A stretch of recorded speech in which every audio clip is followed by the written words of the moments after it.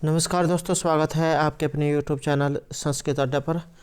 दोस्तों, आज की जो वीडियो इसमें हम यहाँ पर करने वाले हैं कार्य की अवस्थाओं के बारे में और जो संधि के भेद हैं इनके बारे में हम विस्तार से देखेंगे, क्योंकि एग्ज़ाम में जो ये अर्थ प्रकृतियाँ, अवस्थाएं, संधि के भेद इत्यादि जो है इनके बारे में बहुत से क्वेश्चन पूछे जाते हैं। और इससे पहले वाली जो वीडियो थी उसमें हमने कार्य की जो 5 अर्थ प्रकृतियाँ हैं, बीज, बिंदु, पताका, प्रक्रिया, इनके बारे में देखा था। तो अगर आप वो वाली वीडियो देखना चाहते हैं तो आई बटन पर क्लिक करके देख सकते हैं। आई बटन पर कैसे पहुंच सकते हैं? कोने में आपको 3 डॉट पहले आती थी, अब जो इसको जो है चिन्ह बदल चुका है। अब सेटिंग जो है उस सेटिंग की तरह ये निशान आने लग गए हैं। उसके ऊपर क्लिक करने के बाद जब आप नए पेज जो आएगा तो वहाँ पर आई बटन का ऑप्शन दिया गया होगा, वहाँ पर जाकर आप हमारी पहले वाली जो वीडियो उसको देख सकते हैं, या फिर हमारे चैनल की जो प्लेलिस्ट है वहाँ पर जाकर अभी तक की जितने भी वीडियो सभी को आप देख सकते हैं। और सभी क्वेश्चन यहाँ पर महत्वपूर्ण रहेंगे। और वीडियो शुरू करने से पहले अगर आपने अभी तक हमारे चैनल को सब्सक्राइब नहीं किया तो सब्सक्राइब कर ले और साथ में जो घंटे वाला आइकन है इसे जोर दबाएं, जिससे आपको हमारे आने वाली जो वीडियो उसकी नोटिफिकेशन मिलती रहेगी। और दोस्तों, वीडियो को लाइक, कमेंट और शेयर जरूर कीजिएगा और हमारे साथ अंत तक बने रहिएगा। और आप हमारा जो दूसरा चैनल है रीडिंग लवर्स के नाम से, इसे भी सब्सक्राइब कर सकते हैं, क्योंकि वहाँ पर हम जो वैकेंसी से संबंधित जो भी महत्वपूर्ण न्यूज अपडेट जो होती है वो डालते रहते हैं। तो आप इस चैनल को भी सब्सक्राइब जरूर कीजिएगा। तो बात करें यहाँ पर कार्य अर्थ प्रकृति की अवस्थाओं की। आचार्य जो धनंजय, इन्होंने रूपक की कथा वस्तु की फल प्राप्ति के 5 साधन कहे हैं। और ये 5 साधन कौन से हैं? बीज, बिंदु, पताका, प्रक्रिया और कार्य। इन 5 साधनों के उन्होंने 5 अर्थ प्रकृतियों के नाम से अभिहित किया है। और यहाँ कार्य नामक अर्थ प्रकृति के पुनः 5 अवस्थाओं का वर्णन किया गया है। अब जो ये कार्य की 5 अवस्थाएं आगे कौन कौन सी हैं? अवस्था पंचकार्यस्य प्रारब्धस्य फल अर्थी भी आरंभ यतन प्राप्ति असन्यताप्ति फल आगम है। तो ये कौन कौन सी है यहाँ पर आप देख सकते हैं। फल की इच्छा वाले व्यक्ति के द्वारा आरंभ किए गए कार्य की 5 अवस्थाएं होती हैं। अब कार्य की 5 अवस्थाएं एग्जाम में पूछा जाता है कि ये कौन कौन सी होती है।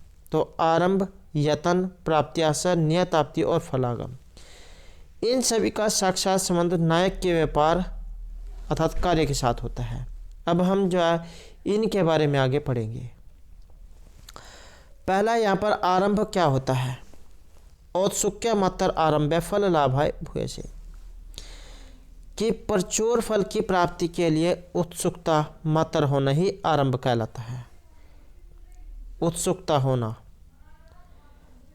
जब आपके ये पता होता है, जैसे आपके एग्ज़ाम डेट ही आप लगा सकते हैं कि आपके जैसे एग्ज़ाम डेट आपको पता है कि हमारा जो है 5 तारीख या 10 तारीख को एग्ज़ाम है, तब आपके अंदर ये उत्सुकता हो जाती है कि ये डेट कब आएगी। आपको जब कहीं पर शादी में जाना होता है तब आपके अंदर ये उत्सुकता रहती है कि कब जो डेट आएगी और हम जाओ शादी में जाएंगे। या आपको कोई नई वस्तु मिलने की जब बात होती है तब आपके अंदर उत्सुकता हो जाती है। तो प्रचुर फल की प्राप्ति के लिए उत्सुकता मात्र होना आरंभ कहलाता है। भाव यह कि नायक का यह निश्चयात्मक भाव कि इस काम को मैं करूँगा, आरंभ कहलाता है। उदाहरण के लिए रत्नावली नाटिका के प्रथम अंक में आरंभे अस्मिन् स्वामिनो वृद्धि हेतु देव चैत्यम दत्त हस्तावलंबे, इस कथन के द्वारा वत्सराज उद्यान के कार्य का आरंभ योगेंद्रायण नामक मंत्री के मुख से दिखलाया गया है। यहाँ पर वत्सराज उद्यान की कार्य सिद्धि मंत्री योगेंद्रायण पर आश्रित है। तो शुरू से देख लेते हैं कि क्या आरंभ है।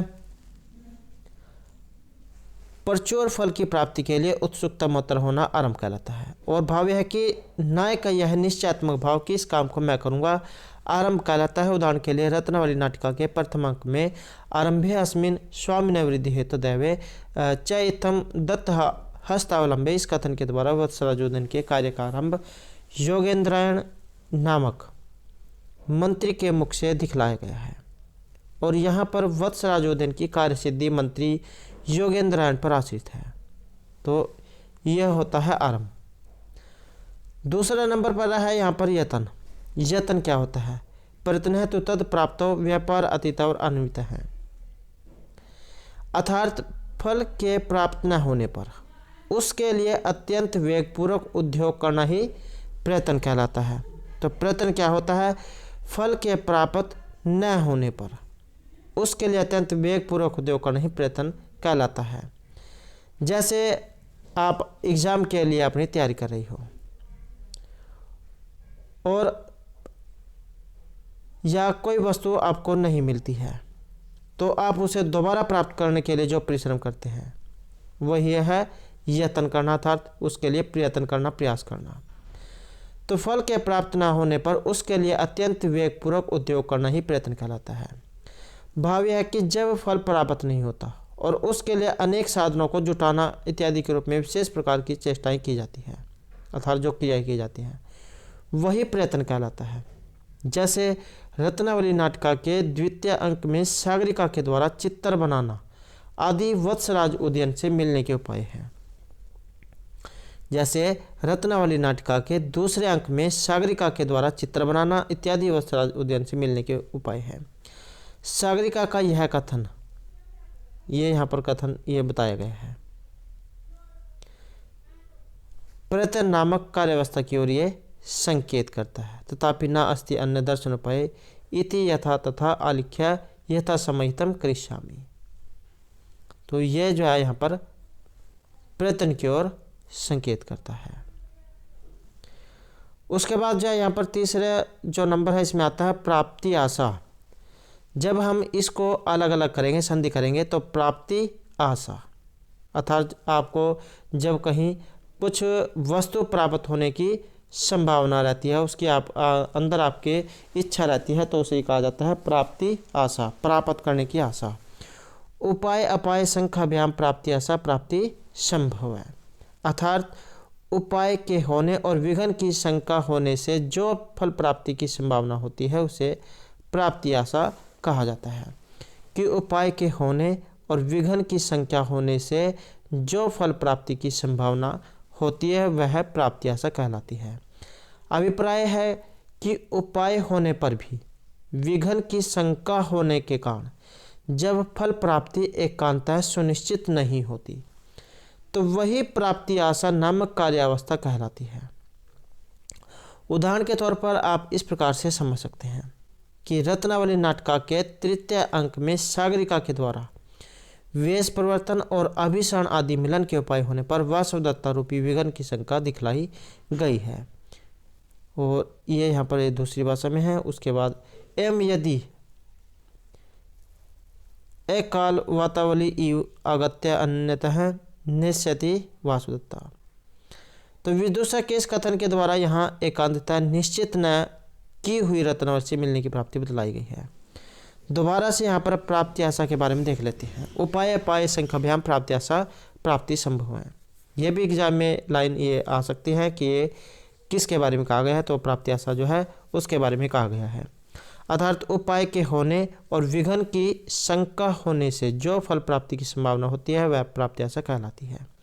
अभिप्राय है कि उपाय होने पर भी विघ्न की शंका होने के कारण जब फल प्राप्ति एकांततः सुनिश्चित नहीं होती तो वह प्राप्ति आशा नामक कार्य की अवस्था कहलाती है। उदाहरण के तौर पर आप इसमें समझ सकते हैं। रत्नावली नाटिका का जो तीसरा अंक है इसमें सागरिका के द्वारा भेष बदलना और अभिसरण आदि मिलन के उपाय होने पर वासवदत्ता रूपी विघ्न की शंका दिखलाई गई है। और विदूषक के इस कथन के द्वारा यहाँ एकांतता निश्चित न की हुई रत्नावली से मिलने की प्राप्ति बतलाई गई है। तो यह है प्राप्ति आशा, प्राप्त होने की आशा। नंबर 4 जो है यहाँ पर यह रहेगा नियताप्ति ही। अपाय अभावतः प्राप्ति नियताप्ति सुनिश्चिता। अर्थात विघ्नों के अभाव में फल की निश्चित रूप से प्राप्ति ही नियताप्ति कहलाती है। कि विघ्नों के अभाव में फल की निश्चित रूप से प्राप्ति होना, यही है नियताप्ति। और इसके बारे में क्या कहा गया है कि विघ्नों के हट जाने पर, अर्थात मुश्किल जो समय है वो चले जाने पर, विघ्नों के हट जाने पर फल प्राप्ति का नितांत निश्चय ही नियताप्ति नामक कार्यावस्था है। जैसे यहाँ पर एक उदाहरण जो है इसके माध्यम से समझाया गया है कि रत्नावली नाटिका के तृतीय अंक में वासुदत्ता के द्वारा सागरिका को बंदी बना लिए जाने पर विदूषक का राजा के प्रति कथन, सागरिका दुष्कर्म जीवेसी थी, इस प्रकार आरंभ करके, यह है कि न उपायम चिंत्यसी, ये वाला यहाँ पर संस्कृत में है, दूसरी भाषा में किम न उपाय चिंत्यसी तक। इसके बाद राजा वैश्य देवी प्रसादनम मुक्त्वा न अन्यम अत्र उपायम पश्यामि, कि राजा का देवी प्रसादन रूप उक्त कथन उसके द्वारा देवी रूप विघ्न का निवारण हो जाने से निश्चित फल प्राप्ति की सूचना देने वाला है। इसी कारण यहाँ पर नियताप्ति नामक कार्यावस्था है। अर्थात आपके जो भी आपने फल प्राप्त करना है और उसके आगे जो भी कठिनाई आ रही है या जो भी बाधा है वो अगर हट जाती है, दूर हो जाती है, तो आपको जो ये निश्चय हो जाता है कि ये फल प्राप्त हमें हो जाएगा। दोबारा से इसको देख लेते हैं। नियताप्ति क्या होता है? अपाय अभावतः प्राप्ति नियताप्ति सुनिश्चित है। अर्थात विघ्नों के अभाव में फल की निश्चित रूप से प्राप्ति ही नियताप्ति कहलाती है। भाव है कि विघ्नों के हट जाने पर फल प्राप्ति का नितांत निश्चय ही नियताप्ति नामक कार्यावस्था है। कि विघ्न हट गए हैं, जो भी आगे रोड़ा हटका हुआ था, अड़ा हुआ था, या जो भी कोई बाधा थी वो दूर हो गई है, तो ये फल निश्चय हमें प्राप्त हो जाएगा। जैसे यहाँ पर एक उदाहरण जो इसके द्वारा ये बताया गया है कि रत्नावली नाटिका के तृतीय अंक में वासुदत्ता के द्वारा सागरिका को बंदी बना लिए जाने पर विदूषक का राजा के प्रति कथन कि सागरिका दुष्कर्म जीवेसी थी, इस प्रकार आरंभ करके किम न उपाय चिंत्यसी, यहाँ तक। इसके बाद राजा वैश्य देवी प्रसादन मुक्त्वा नान्यमत्र उपायम पश्यामि, राजा का देवी प्रसादन रूप उक्त कथन उसके द्वारा देवी स्वरूप, ये देवी रूप विघ्न का निवारण हो जाने से निश्चित फल प्राप्ति की सूचना देने वाला है। तो इस कारण यहाँ पर नियताप्ति नामक कार्य अवस्था है। उसके बाद जो है यहाँ पर नंबर 5 में आता है फल आगम। इसको अलग अलग करेंगे तो ये फल आगम अलग अलग जो हो जाएगा, संधि हो जाएगी। समग्र फल संपत्ति ही फल योगी यथोचित है, अर्थात पूर्ण रूप से फल की प्राप्ति ही फल आगम है। यहाँ पर भी जो है उदाहरण के माध्यम से समझाया गया है कि उदाहरण के लिए रत्नावली नाटिका में काम सिद्धि का हेतु रत्नावली समागम रूप फल है, जो अर्थ सिद्धि हेतु चक्रवर्तिता प्राप्ति से समन्वित है। इसलिए दोनों के प्राप्त होने पर ही फल की पूर्णतः प्राप्ति अर्थात फल आगम नामक कार्यावस्था है। दोबारा से इसको देख लेते हैं। समग्र फल संपत्ति ही फल योग यथा उदित है, कि पूर्ण रूप से फल की प्राप्ति ही फलागम है। उदाहरण के लिए रत्नावली नाटिका में काम सिद्धि का हेतु रत्नावली समागम रूप फल है, जो अर्थ सिद्धि के हेतु चक्रवर्तिता प्राप्ति से समन्वित है। इसलिए दोनों के प्राप्त होने पर ही फल की पूर्णतः प्राप्ति अर्थात फलागम नामक कार्य की अवस्था है। तो इस प्रकार से यहाँ पर कार्य की 5 अवस्थाएं बताई गई हैं। अब आगे अर्थ प्रकृतियाँ और कार्यावस्थाएं क्या हैं? तो कथा वस्तु की फल प्राप्ति के साधन को अर्थापत्ति कहा जाता है। आचार्य जो धनंजय हैं, इनके अनुसार बीज बिंदु पता का प्रक्रिया और कार्य, ये 5 कार्य की 5 या अर्थ प्रकृतियाँ हैं। इनके बारे में हमने पहले वाली वीडियो में पढ़ा था। तो ये 5 अर्थ प्रकृतियाँ हैं और फल की इच्छा वाले व्यक्ति के द्वारा आरंभ किए गए कार्य की 5 ये अवस्थाएं हैं। तो ये दोनों जब एग्जाम में पूछे जाते हैं। और 10 रूपकार ने इन 5 कार्य अवस्था को क्रम से आरंभ, यतन, प्राप्ति, नियताप्ति और फलागम नाम दिया है। तो ये यहाँ पर ये अवस्थाएं हैं। और अर्थ प्रकृति और कार्यावस्था के उपयुक्त विवेचन से यह स्पष्ट है कि बीज बिंदु पता का प्रक्रिया और कार्य ये सभी अर्थ प्रकृतियाँ फल प्राप्ति के उपाय हैं, क्योंकि यहाँ कार्य नायक के व्यापार रूप में होता है। इसलिए फल को लक्ष्य करके किए गए कार्य, किए गए नायक के व्यापार की 5 अवस्थाएं ही 5 कार्य अवस्थाएं कहलाती है। यद्यपि नाट्य शास्त्र आदि में कथा वस्तु के संदर्भ में अर्थ प्रकृतियां तथा कार्यावस्थाओं का उल्लेख किया गया है, तथापि अर्थ प्रकृतियों का साक्षात संबंध इतिवृत्त के साथ होता है। अतः ये फल उसी फल की सिद्धि के उपाय होते हैं और कार्यावस्थाओं का साक्षात संबंध नायक के कार्य के साथ होता है, और इन दोनों का कथा वस्तु के साथ साक्षात संबंध तो नहीं है, किंतु परंपरा संबंध तो माना ही जाता है। इसलिए भारतीय नाट्य शास्त्र में इन दोनों के आधार पर कथा वस्तु के 5 भागों में इन्हें बांटा गया है, जिसे आगे पंचसंधि कहा जाता है, जिनके बारे में आप जो आगे पढ़ेंगे। तो अब जब हम यहाँ पर 5 जो संधियाँ हैं इनके बारे में पढ़ेंगे, क्योंकि यह भी क्वेश्चन एग्जाम में पूछा जाता है कि 5 संधियाँ कौन कौन सी हैं। तो पहले जो यहाँ पर संधि के स्वरूप के बारे में बताया गया है। आचार्य जो धनंजय, इन्होंने संधि का सामान्य लक्षण इस प्रकार से बताया है। अंतरेकार्थ संबंध है संधि एकान्वय सती, अर्थात एक प्रयोजन से अन्वित होने पर किसी एक अवान्तर प्रयोजन के साथ संबंध होना ही संधि कहलाता है। कि एक प्रयोजन से अन्वित होने पर किसी एक अवान्तर प्रयोजन के साथ संबंध होना संधि कहलाता है।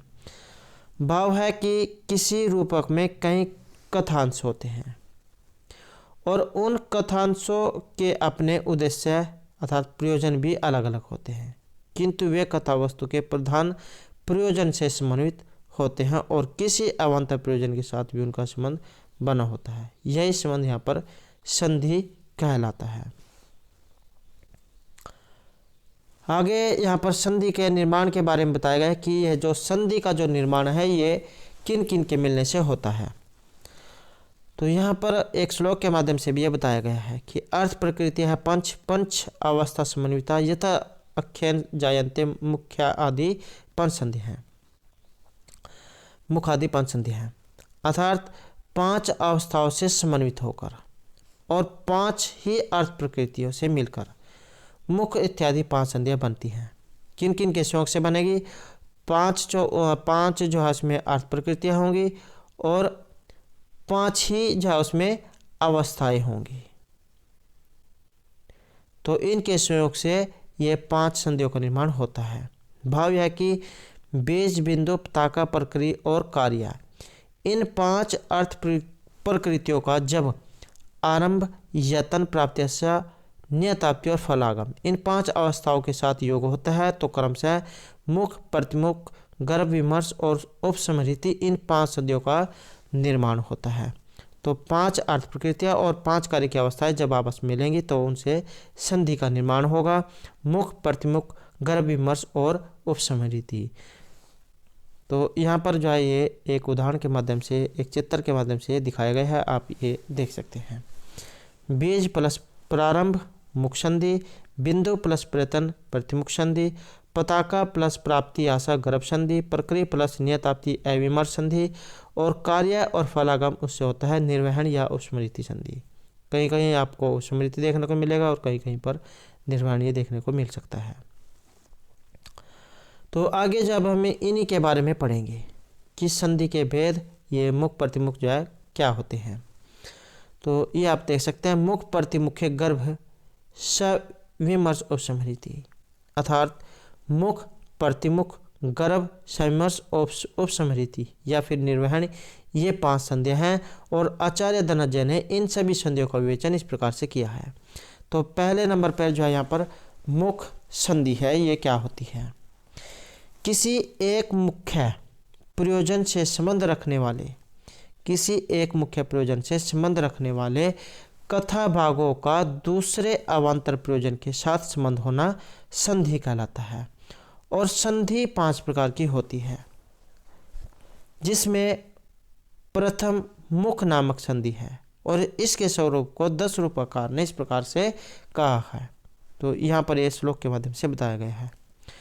मुखम बीज समुत्पत्ति नाना अर्थ संभव अंगानि द्वादश तस्य बीज आरंभ समन्वयात्।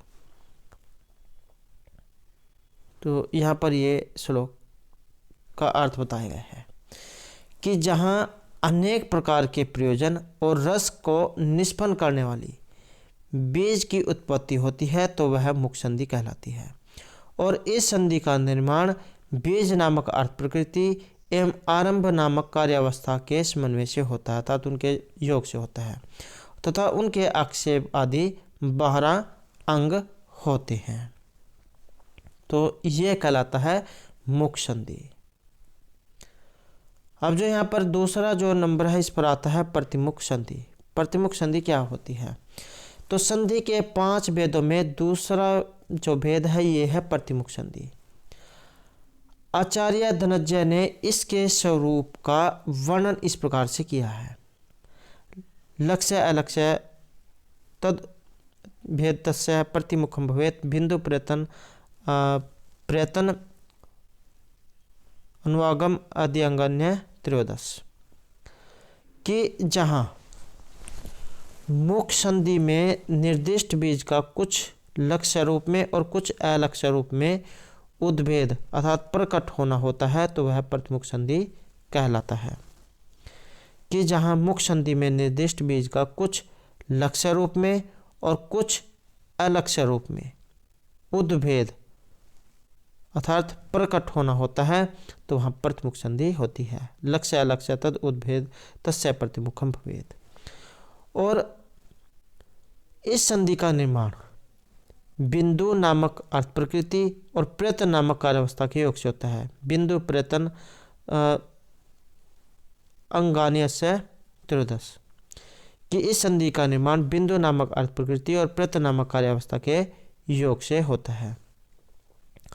और इसके विकास आदि 13 अंग होते हैं। यहाँ पर उदाहरण के द्वारा बताया गया है।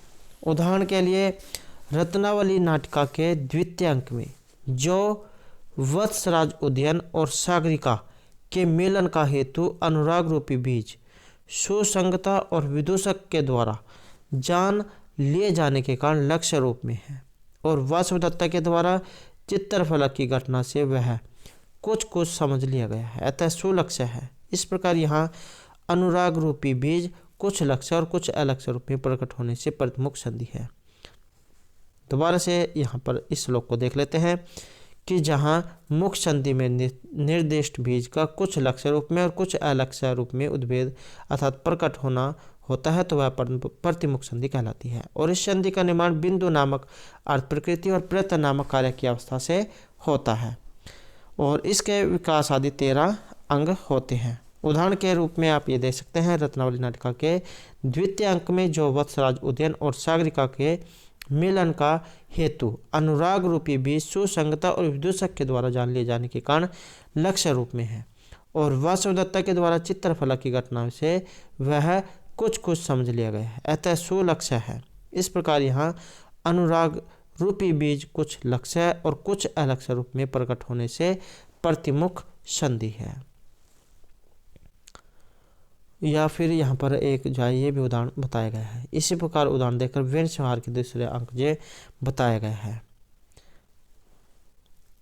कि दुर्योधन के भानुमति के प्रति इस कथन के द्वारा जो बीज का प्रकटन होता है वह प्रतिमुख संधि कहलाता है। दुःशासनस्य हृदयक्ष अम्बुपाने दुर्योधनस्य च यथा गदेउर्भंगे तेजस्विनां समरमूर्धनि पांडवानां ज्ञेया जयद्रथ वदेपि तथा प्रतिज्ञा। नेक्स्ट जो यहाँ पर गर्भ जो संधि है ये बताई गई है।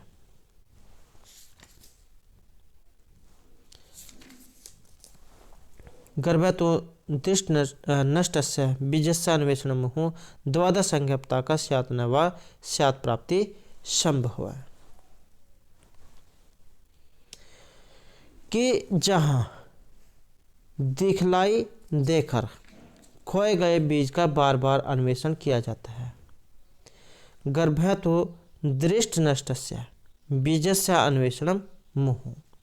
कि जहाँ दिखलाई देकर खोए गए बीज का बार बार अन्वेषण किया जाता है तो वहाँ गर्भ संधि होती है। द्वादश अंगपता का स्यात् न वा स्यात् प्राप्ति संभव है। और कि जहाँ दिखलाई देकर खोए गए बीज का बार बार अन्वेषण किया जाता है वहाँ गर्भ संधि होती है। इसमें कहीं पताका नामक अर्थ प्रकृति होती है और कहीं नहीं भी होती है, किंतु प्राप्ति आशा नामक कार्यावस्था तो होती ही है। और गर्भ संधि के अभूत हरण आदि 12 अंग यहाँ पर बताए गए हैं। यहाँ पर भाव क्या है कि प्रथमुख संधि में जो बीज कुछ लक्ष्य रूप में और कुछ अलक्ष्य रूप में प्रकट होता है तो उसका विशेष प्रकार से प्रकट होना, फिर नष्ट हो जाना, फिर प्राप्त होना, फिर नष्ट हो जाना और फिर उसका बार बार अन्वेषण किया जाना ही गर्भ संधि है। कि कोई वस्तु आपको मिली, वो आपसे बिछुड़ गई, फिर मिली, फिर बिछुड़ गई और बाद में आप उसको खोजते रह गई, तो यही है गर्भ संधि। एक बार दोबारा से इसके बारे में देख लेते हैं। गर्भतो दृष्ट नष्टस्य बीजस्य अन्वेषण मुहु द्वादश संज्ञा पताका स्यात् न वा स्यात् प्राप्ति संभव है। कि जहाँ दिखलाई देकर खोए गए बीज का बार बार अन्वेषण किया जाता है, कि कोई वस्तु आपको दिखाई दी थी लेकिन फिर वो आपको ओझल हो गई और आप उसे बार बार खोज रहे हैं, तो वहाँ गर्भ संधि होती है। इसमें कहीं पताका नामक अर्थ प्रकृति होती है और कहीं नहीं भी होती है, किंतु प्राप्ति आशा नामक कार्य की अवस्था तो होती है, अर्थात आपको आशा लगी रहती है कि हमें मिल जाएगी। गर्भ संधि के अभूतरण आदि 12 अंग यहाँ पर बताए गए हैं। भाव है कि प्रथमुख संधि में जो बीज कुछ लक्ष्य रूप में कुछ अलक्ष्य रूप में प्रकट होता है तो उसका विशेष प्रकार से प्रकट होना, फिर नष्ट हो जाना, फिर प्राप्त होना, फिर नष्ट हो जाना और फिर उसका बार बार अन्वेषण करना ही गर्भ संधि कहलाता है।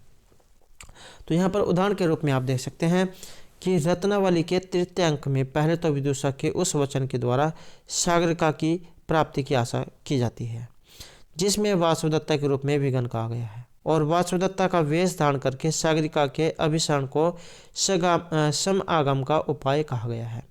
फिर वासुदत्ता की उपस्थिति से आशा भंग हो जाती है। इस प्रकार फिर प्राप्ति और फिर विघन हो जाता है और तब विघन को दूर करने का उपाय खोज जाता है जो कि न अस्ति देवी प्रासादन मुक्त व अन्य उपाय है। इस कथन के द्वारा यहाँ पर दिखलाया गया है। उसके बाद जो है यहाँ पर नंबर 4 इसमें आ जाती है विमर्श संधि।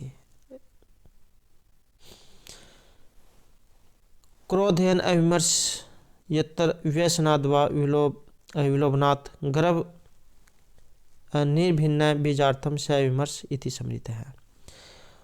और यहाँ पर क्या कहा गया है कि जहाँ क्रोध से, व्यसन से अथवा प्रलोभन से फल प्राप्ति के विषय में विमर्श किया जाता है, कि जहाँ क्रोध से, अविमर्श से, क्रोधेन अविमर्शेन यत्र व्यसनाद्वा विलोभनात् गर्भ निभिन्न बीजार्थम से विमर्श इति समृत है। कि जहाँ क्रोध से, व्यसन से अथवा प्रलोभन से प्राप्ति के विषय में विमर्श किया जाता है जिसमें गर्भ संधि के द्वारा निर्भिन्न बीजार्थ का संबंध दिखलाया जाता है तो वह विमर्श संधि कहलाती है। और यहाँ पर इसका क्या भाव लिया गया है कि जहाँ यह फल होना चाहिए कि इस प्रकार अवश्यंभावी फल प्राप्ति का निश्चय कर लिया जाता है और जिसमें गर्भ संधि से प्रकाशित बीज रूपी अर्थ का संबंध दिखलाया जाता है तो वह विमर्श संधि है। जैसे रत्नावली नाटिका के 4th अंक में अग्नि के उपद्रव पर्यंत वासुदत्ता की प्रसन्नता से विघन रहित रत्नावली की प्राप्ति का निश्चय रूप विमर्श दिखलाया गया है। तो यह है विमर्श संधि। नेक्स्ट है यहाँ पर उपसमृति या फिर निर्वहन संधि आप कह सकते हैं। बीजवंत मुखादर्थ विप्रकीर्ण यथार्थम एकार्थम उपनियंते यत् निर्वहणम ही तत्। अर्थात जहाँ बीज से संबंध रखने वाले मुख संधि आदि में अपने अपने स्थान पर बिखरे हुए प्रारंभ आदि अर्थों का एक मुख्य प्रयोजन के साथ संबंध दिखलाया जाता है तो वह निर्वहन संधि कहलाता है। और इसके संधि आदि 14 भेद कहे गए हैं। उदाहरण के लिए रत्नावली के 4th अंक में सागरिका, रत्नावली, वसुभूति और वाभ्रम्य आदि के कार्यों का जो मुख्य संधि में बिखरे पड़े हैं। वत्सराज के ही रत्नावली समागम रूप कार्य के लिए समारोह होता है। और यहाँ पर निर्वाण संधि इस कथन के द्वारा दिखाई गई है। वसुभूति सागरिकाम निर्वाणम अपवार्य भव्य स्वदृश्यम राजपुत्रिया। या फिर जो एक अन्य जो उदाहरण है, इसमें वेण संहार के छठे अंक में कंचुकी क्या कहती है, उपसरित सहर्षम महाराज वर्ध से अयम खलु कुमार भीमसेन है क्षोधन है सतजा अरुणी कृत सकल सिरे दुर्लक्ष व्यक्ति है इत्यादि कथन के द्वारा मुख्य संधि आदि में अपने अपने स्थान पर रखे गए द्रौपदी के केशबंधन, शत्रुनिपात, राज्यलाभ आदि के बीच भीमसेन का क्रोध आदि है। उनका एक प्रयोजन द्रौपदी के केशबंधन के साथ संबंध दिखलाया गया है। तो ये जो है यहाँ पर पांचवा जो है उपस्मृति या फिर निर्वाण संधि जो इसके बारे में बताया गया है। तो यहाँ पर अब जो है ये संधि के उपभेद बताए गए हैं। संधि शब्द का क्या अर्थ है? समधानम मिश्रणम ठीक ढंग से मिलाना। रूपक अर्थात नाट्य के प्रसंग में कथा वस्तु की सुव्यवस्थित योजना का नाम संधि है। अर्थात कथा वस्तु को विभक्त करके ठीक रूप से संग्रहित करना ही संधि कहलाता है। और आचार्य धनंजय ने संधि का सामान्य लक्षण करते हुए कहा है कि अंतरेखार संबंध है संधि रेखा सती, अर्थात किसी एक मुख्य प्रयोजन से संबंध रखने वाले कथा भागों का दूसरे एक अवान्तर प्रयोजन के साथ संबंध रखना ही संधि है। और संधियों की संरचना के संबंध में 10 रूपकार कहते हैं कि बीज बिंदु पताका प्रक्रिया और कार्य और 5 अर्थ प्रकृतियों का क्रमशः आरंभ आदि 5 अवस्थाओं के साथ योग होने से मुख प्रतिमुख कर विमर्श और निर्वहन नामक 5 संधियाँ ये बन जाती हैं। तो दोस्तों ये थे जो हमारा आज का यहाँ पर जो 5 कार्य की अवस्थाएं और संधि से संबंधित महत्वपूर्ण प्रश्न। और अगले वाली जो वीडियो है, नेक्स्ट जो वीडियो है, इसमें हम मुख्य संधि के जो भेद हैं उनके बारे में पढ़ेंगे। और अगर आपने अब तक हमारे चैनल को सब्सक्राइब नहीं किया तो सब्सक्राइब कर लें। और हमारे साथ अंत बनाने के लिए धन्यवाद।